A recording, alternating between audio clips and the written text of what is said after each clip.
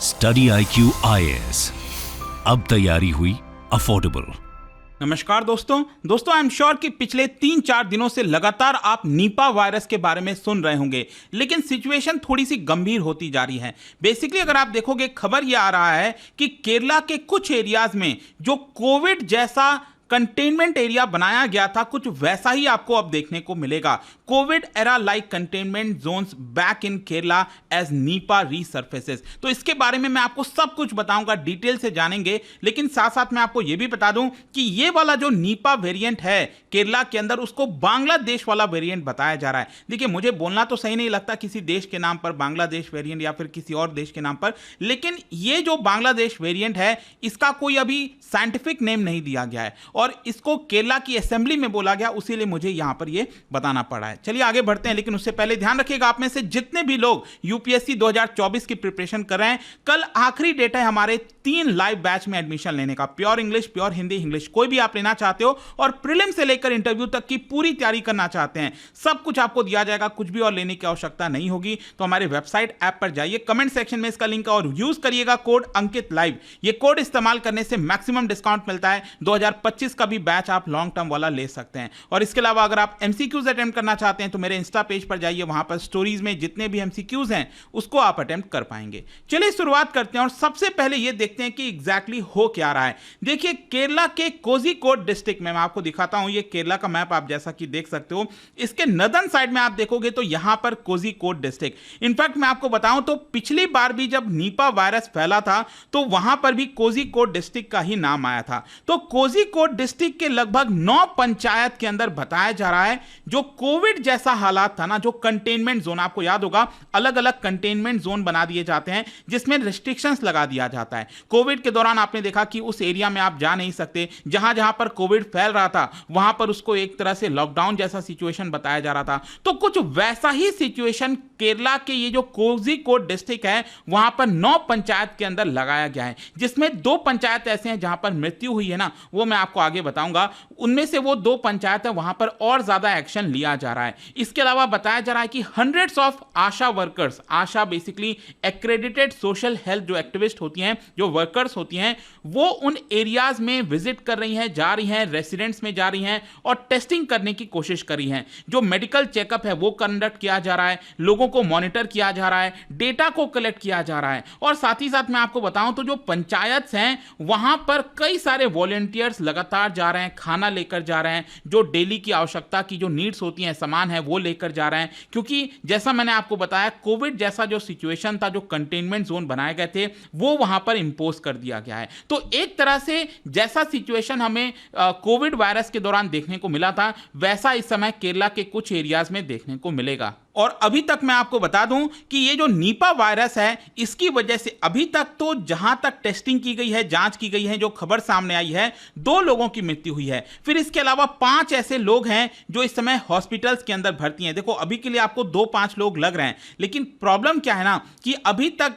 कई लोगों को ऐसा हुआ होगा कि जो नीपा वायरस हुआ हो और वो उससे संक्रमित हुए हो, लेकिन अभी उसके बारे में पता नहीं चल पाया है। यहां पर 11 और सैंपल्स हैं जो पुणे के नेशनल इंस्टीट्यूट ऑफ वायरोलॉजी, आपको याद ही होगा कोविड के दौरान भी आपने काफी सुना होगा, जीनोम सीक्वेंसिंग वगैरह यहां पर की जा रही थी, तो national institute of virology for testing के लिए भेजा गया है। इसके अलावा बताया जाता है कि लगभग 600 के आसपास ऐसे लोग हैं जो कहीं ना कहीं इससे एक्सपोज हुए होंगे और अभी तक तो 2 लोगों की मृत्यु हुई है। आशा करते हैं कि इससे ज्यादा मृत्यु ना हो। लेकिन मैं आपको बता दूं, नीपा वायरस एक ऐसा वायरस है जिसमें मोर्टेलिटी रेट बहुत ज्यादा होती है। मतलब अगर मैं कहूं कि 10 लोगों को यह संक्रमित हुआ है तो करीब करीब 7-8 लोगों की तो मृत्यु हो ही जाती है। कई बार तो 100% मोर्टेलिटी रेट भी देखने को मिलता है। मतलब जितने लोगों को यह वायरस छुआ आया तो उन सभी की मृत्यु हो जाती है। मतलब इतना ज्यादा डेंजरस होता है। यहां पर जो हेल्थ मिनिस्टर है वीना जॉर्ज, उन्होंने इसके बारे में बताया कि 30 अगस्त को 1 पर्सन की मृत्यु हुई और 11 सितंबर को 1 पर्सन की मृत्यु हुई और 2 पंचायत में जहां पर यह मृत्यु हुई है उनके 5 किलोमीटर रेडियस को एक तरह से कंटेनमेंट जोन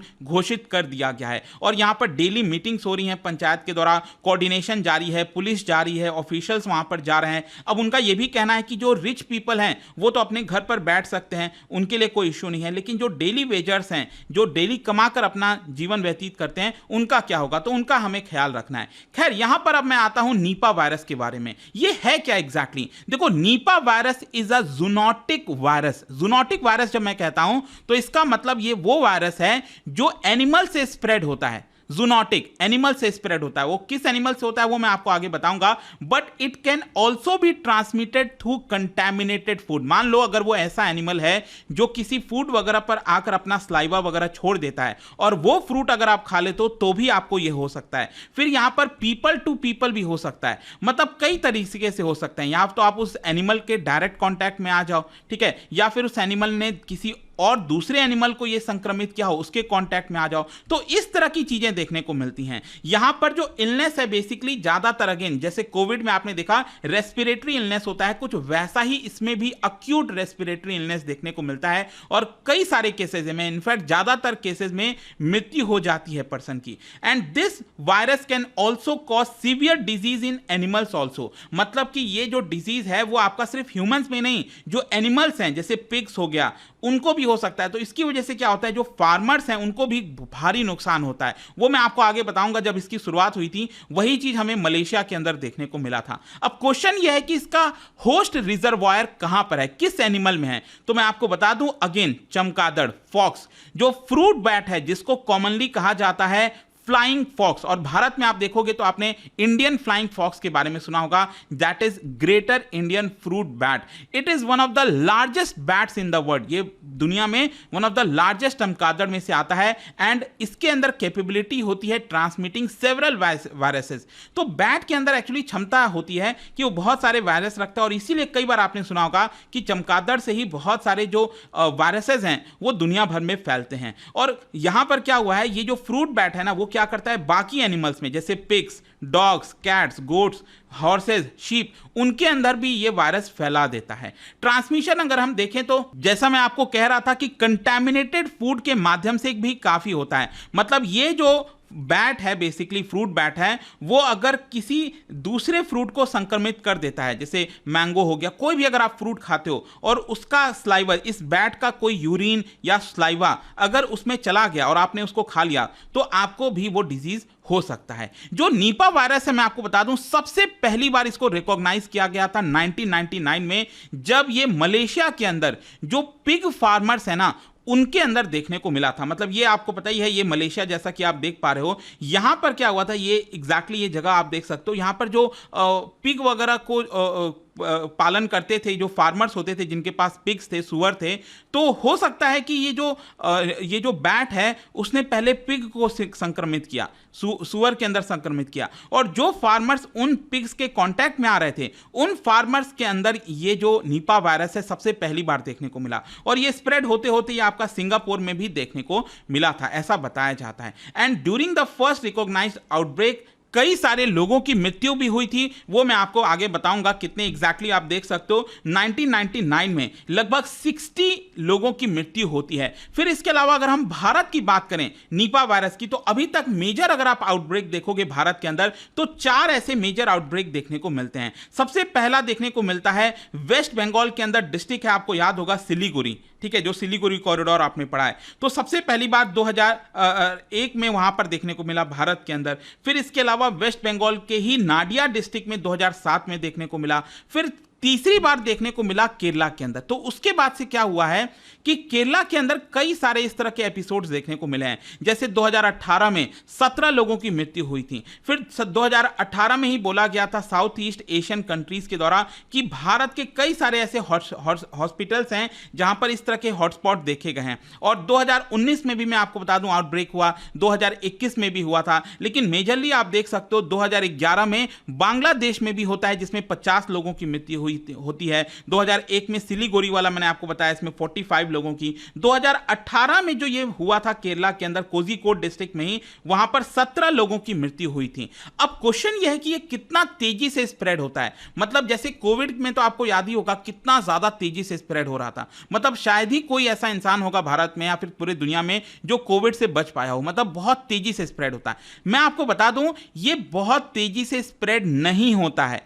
तो आप सोचोगे कि अब इसमें प्रॉब्लम क्या है। देखो स्प्रेड होना एक अलग चीज है, लेकिन अगर मान लो किसी को भी ये हो गया, वायरस उसके शरीर में एंटर कर गया, तो तो ज्यादातर चांसेस यही होता है कि उसकी मृत्यु हो जाएगी। तो सोच के देखिए कितना डेंजरस है। मतलब कोविड में तो आपको पता ही है ना कि अगर किसी को कोविड होता भी था तो वो थोड़ा सा ठीक है, चलो हमें पता चल गया था, दूसरा तीसरा जब वेव आया तब हमें पता चल गया कि चलो ठीक है, हमें थोड़ा सा प्रिकॉशन लेना है, ध्यान रखना है, इम्यूनिटी पर ध्यान देना है, हम ठीक हो जाएंगे। लेकिन ये वाला जो है आपका निपा वायरस, इसमें मृत्यु ऑलमोस्ट होती ही होती है। मैं आपको एग्जाम्पल बताता हूं, जो मैंने आपको सिलीगुड़ी वाला बताया 2001 में, जिसमें 45 लोगों की मृत्यु हुई थी, उस समय 66 लोगों को यह संक्रमित किया था। मतलब सिर्फ 66 लोगों को ही हुआ था, उसमें से 45 लोग मृत्यु हो गई थी। मतलब 68% आपका मोर्टेलिटी रेट है।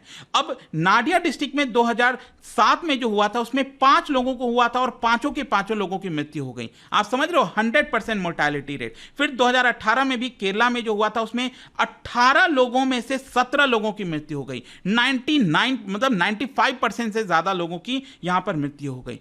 तो इसीलिए मैं कह रहा हूं कि ये भले ही बहुत तेजी से स्प्रेड नहीं होता कोरोना वायरस जैसे, लेकिन अगर एक बार स्प्रेड हो गया, शरीर में एंटर कर गया, तो बहुत ज्यादा मुश्किल है उस पर्सन को बचाना।